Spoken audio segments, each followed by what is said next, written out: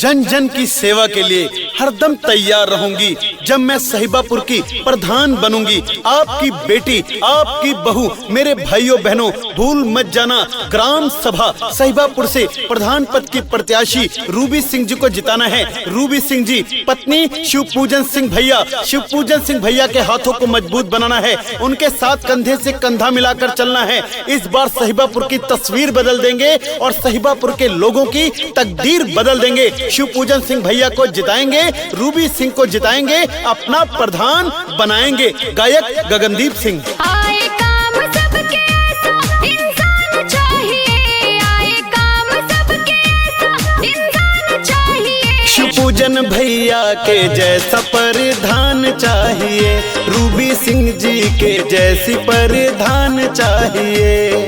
अरे चाचा चाची, भैया भौजी, काका काकी, आप सबसे हाथ जोड़ के निवेदन है, आपकी अपने पतोहिया, अपने बिटिया रूबी सिंह का जितावेक है, शिवपूजन सिंह भैया का जितावेक है, सहिबापुर के नाम रोशन करे है। जेकरे लगे घर नहीं उनका कॉलोनी देवई है, जेकरे पेंशन नहीं बंधा उनके पेंशन बंधवई है। सबके साथे हमेशा रहे वाले, 24 घंटा सबके काम आवे वाले शिवपूजन सिंह भैया का जितावेक है, आपकी सहिबापुर से प्रधान बनावेक है। चाचा चाची याद रखियो, 6 अगस्त का पोलिंग बूथ पे जाए है और शिवपूजन सिंह भैया का भारी मतों से विजयी बनाए दिए है। जो इन्हें दिल से याद किए हैं, दुख संकट में भैया साथ दिए हैं।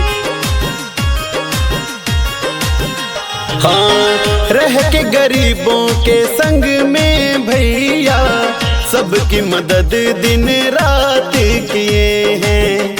अब के जीतेंगे भैया मतदान चाहिए, अब की जीतेंगे भैया मतदान चाहिए। शिवपूजन भैया के जैसा प्रधान चाहिए, रूबी सिंह जी के जैसी प्रधान चाहिए। सबका सम्मान करत हैं, चौराहा पर मिलत हैं, जहाँ मिलत हैं सबके सम्मान करते हैं, बुजुर्गन के सम्मान करते हैं, माई बहन के सम्मान करते हैं। शिवपूजन सिंह भैया जवन कहत हैं तौन कई के दिखावत हैं, सबका गले से लगावत हैं, जाति पाति में अंतर नहीं किहिन, भेदभाव नहीं किहिन, सबका गले से लगाइन, सबका आपन बनाइन। यही से जन जन के यह पुकार, शिवपूजन सिंह भैया अब की बार रूबी सिंह जी अब की बार सहिबापुर से प्रधान बनावे है, रूबी सिंह का भारी से विजयी बनावे है। आपके बेटवा, आपके चहेता शिवपूजन सिंह भैया, ग्राम सभा सहिबापुर। गाँव के बेटे हैं, गाँव के सिपाही, सबके चहेते हैं बहनों के भाई।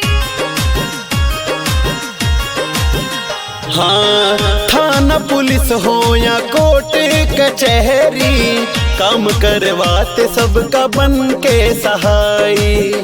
आप सबका ही इन्हें वरदान चाहिए, आप सबका ही इन्हें वरदान चाहिए। शिवपूजन भैया के जैसा प्रधान चाहिए, रूबी सिंह जी के जैसी प्रधान चाहिए। तो चाचा चाची भूल ना जाओ, 6 अगस्त का पोलिंग बूथ पर जाए है, अपने बेटवा के कंधा मजबूत करे है, अपने बेटवा का आशीर्वाद दे दियो, माथे पे चंदन लगा दियो, आपकी मूड़े पे पगड़ी पहना दियो, शिवपूजन सिंह भैया का जिता दियो। शिवपूजन सिंह भैया कहते हैं जब सहिबापुर से हम सब जीत के आईबे तो गरीबन के मदद हुई, जहाँ बिजली नहीं वहाँ बिजली पहुँचे, टूट फूट सड़क पक्की सड़क बने के काम करी, सरकार के सब योजना के लाभ सीधे गरीबन तक पहुँचावा जाई, केहू से कोनो भेदभाव नहीं, केहू में कोनो अंतर ना कीन जाई, सबके सम्मान हुई, सबके काम हुई। यही से चाचा चाची भूल ना जाओ, आपकी शिवपूजन सिंह भैया का जितावे है, रूबी सिंह जी का जितावे है,